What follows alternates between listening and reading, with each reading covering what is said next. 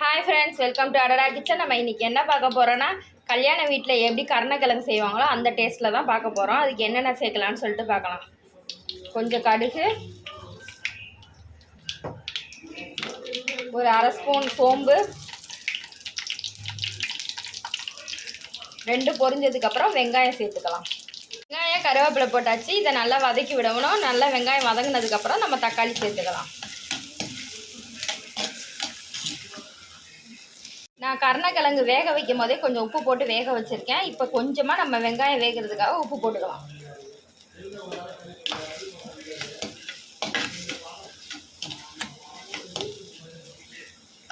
கொஞ்சம் வெங்காயம் வேகட்டும், அதுக்கப்புறம் நம்ம தக்காளி சேர்த்துக்கலாம். வெங்காயம் நல்லா வதங்கிச்சு. இந்த ஸ்டேஜில் இஞ்சி பூண்டு பேஸ்ட்டு சேர்த்துக்கலாம்.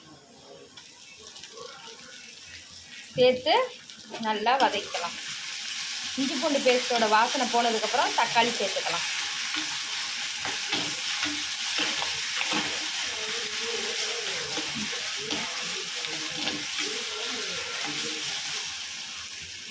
இந்த ஸ்டேஜில் வந்து நம்ம தக்காளி சேர்த்துக்கலாம்.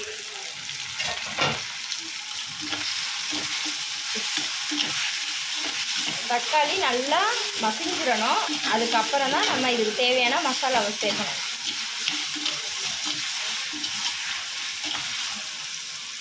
நல்லா வதங்கினதுக்கப்புறம் நம்ம 2 ஸ்பூன் மல்லித்தூள் போட்டுக்கணும். அரை ஸ்பூன் காஷ்மீரி மிளகாய் தூள் போட்டுக்கோங்க. அரை ஸ்பூன் வந்து வெறும் மிளகாய் தூள் போட்டுக்கோங்க. காரத்துக்கு ஏற்ற மாதிரி நீங்கள் சேர்த்துக்கோங்க.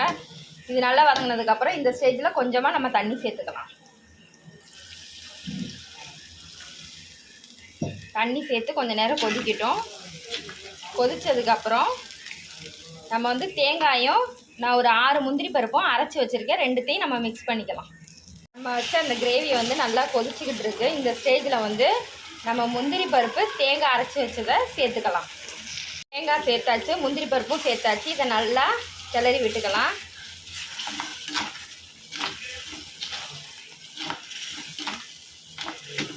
இது ஒரு கொதிச்சதுக்கப்புறம் நம்ம கருணக்கிழங்கு சேர்த்துக்கலாம். பாருங்கள், நல்லா கலகலன்னு கொதிச்சிருச்சு. இப்போ வந்து நம்ம கருணக்கிழங்கு வேக வச்சதை சேர்த்துக்கலாம். கருணக்கிழங்கு உப்பு போட்டு தான் வேக வச்சு வச்சுருக்கேன். பாதி வேக்காடு தான் வேக வச்சு எடுத்துக்கணும், முழுசாக வேக வைக்கக்கூடாது.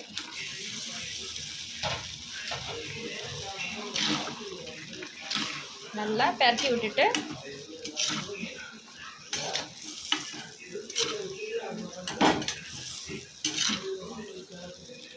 நல்லா வெந்துருச்சு. இந்த ஸ்டேஜில் நம்ம கொஞ்சமாக கரம் மசாலா தூள் சேர்த்துக்கலாம். ரொம்ப சேர்க்காதீங்க, இதோட டேஸ்ட்டையே மாற்றிடும். அதனால் கொஞ்சம் லைட்டாக சேர்த்துக்கோங்க. அரை ஸ்பூனோட கம்மியாக தான் சேர்த்துருக்கேன். இந்த அளவு சேர்த்து நீங்கள் பரட்டிக்கலாம். பரட்டினா நம்மளோட கருணக்கிழங்கு அருமையாக ரெடி ஆயிடுச்சு. கொத்தமல்லி தூவி ஒரு பரட்டி இறக்கிடலாம். அவ்வளோதான், ரெடி ஆயிடுச்சு.